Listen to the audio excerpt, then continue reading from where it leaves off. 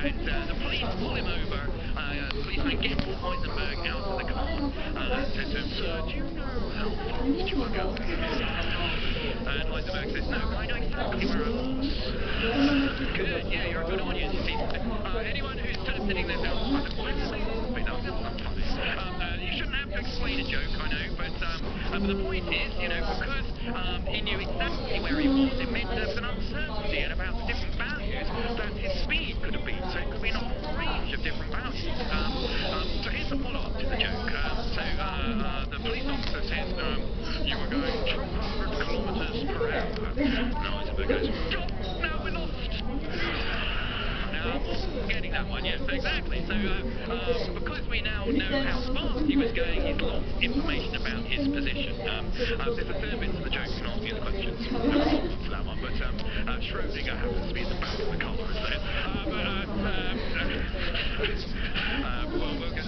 but actually, physics has a different interpretation about this. It actually says, well, maybe it's kind of our language is just wrong, that actually this electron doesn't have position and a momentum at the same time. That's a very sort of Newtonian classical way of thinking about it. Actually, we should think that this thing doesn't have a position until we observe it. So actually, we have this thing with a quantum wave function. So it's kind of, it tells you the likelihood of finding where the electron is, but it actually isn't there. It doesn't have position until you make the commitment of observing it, and then it collapses into a position, and the wave, so if the wave is high, it says you're more likely to find it here. So it says, no, you're very unlikely, but there is a chance that you'll find it there. Now, I find this totally unsatisfactory, and because, you know, my feeling is that you do an experiment, if you set it up the same way, you're going to get the same answer each time.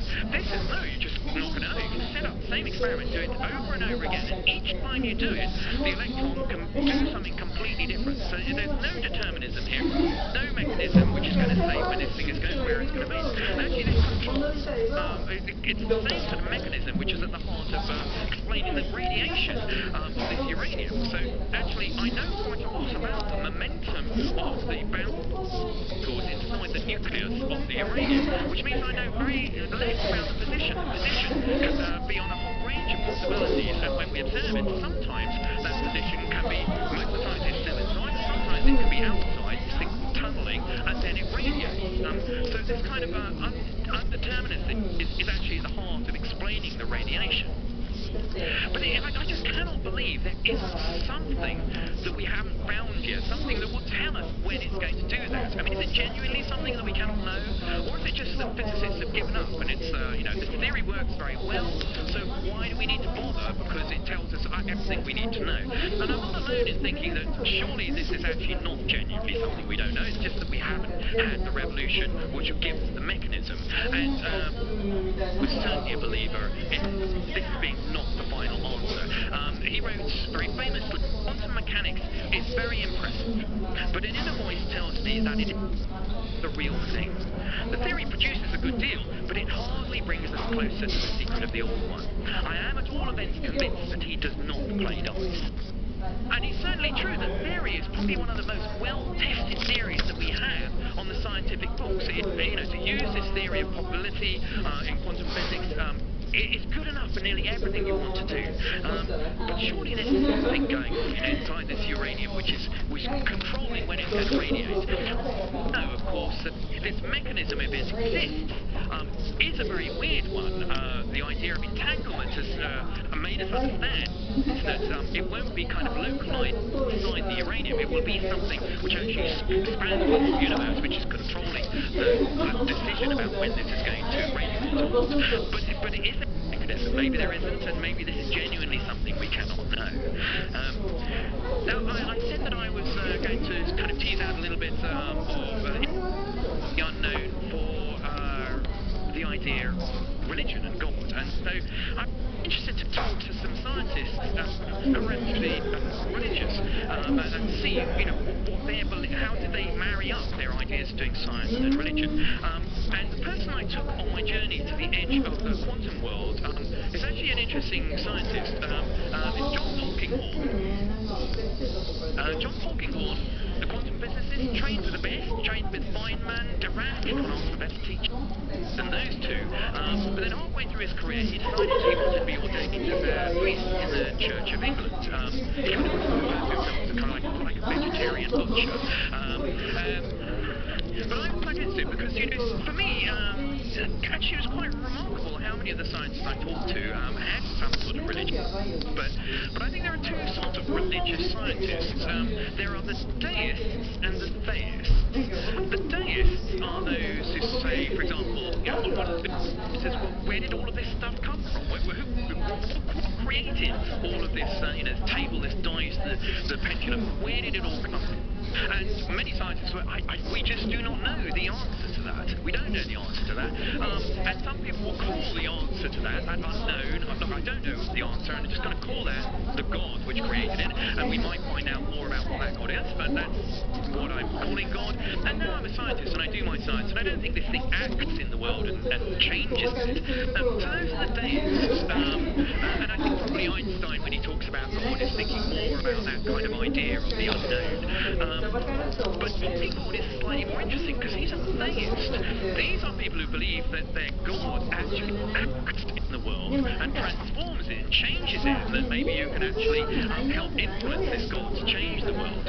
So I was interested to talk to him about, well, okay, you're a scientist. How is your science actually working to actually have some sort of action in the world? And I wondered, as a quantum physicist, whether he might see that sort of unknown of quantum physics as a window of opportunity for an external force to actually make some action. Because if actually within the system we can never know where the electron is going to be, then maybe that's an opportunity for something external to be going, okay, well, now I'm going to put the electron there. And because chaos theory actually means that a very small change can have a big outcome, maybe actually where the electrons go can cause quite a big effect on the outcome. But Pockingham didn't go for quantum physics. He said, well, no, that still depends on an observer. So you have to observe the setting in order for the wave function to collapse. And he didn't believe that sort of God would be waiting for observation to happen. And he actually chose chaos theory as his little kind of window of the unknown for his God to act in the world. So he believes that as humans we can never know how a system is completely set up. So there will always kind of be decimal places which are unknown, where you can actually start to tinker with things and actually have an effect on the system. You don't have to affect things like conservation of energy. That's still possible to move the system and conserve energy. And he believed that might be a place for his God to act. Interestingly, this is not a new idea. Newton himself, also a very religious scientist, also believed that within the decimals that his God could actually change and affect the world. And he had a big fight with Leibniz. He had many fights with Leibniz over the calculus and things like that. But one of his fights, Leibniz said, well, I don't get it. Why wouldn't God have set up the system to be so perfect in the first go? I mean, why does he need to sort of interact, or he or she or it need to interact with the thing? So it's interesting that it's not a kind of new idea to use the ideas of the small changes can have big effects. But for me, one of the interesting things is that quantum physics actually might give us an answer to one of these big unknowns, which I think is responsible for many people being religious, which is, well, where did all of this stuff come from? I mean, for example, my pot of uranium, where did that come from? Well, I bought it on Amazon, actually. It was amazing. You can write reviews underneath. So some of the reviews are amazing. Like one guy said, so bad I don't have to buy this from Libya's in parking lots of the Mall anymore. So, there was one who was complaining and said, I've had this for 4 billion years and it's half full. Up your already get the half-life joke. So, but where did this come from? Okay, well, it came from a mine, ultimately. Somebody dug it. But okay, where did the uranium come from in the mine?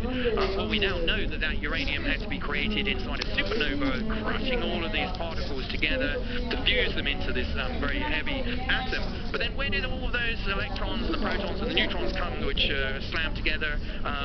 Well, if you work it back, then you're back to the Big Bang, and you're like, oh yes, where did all of these particles come from?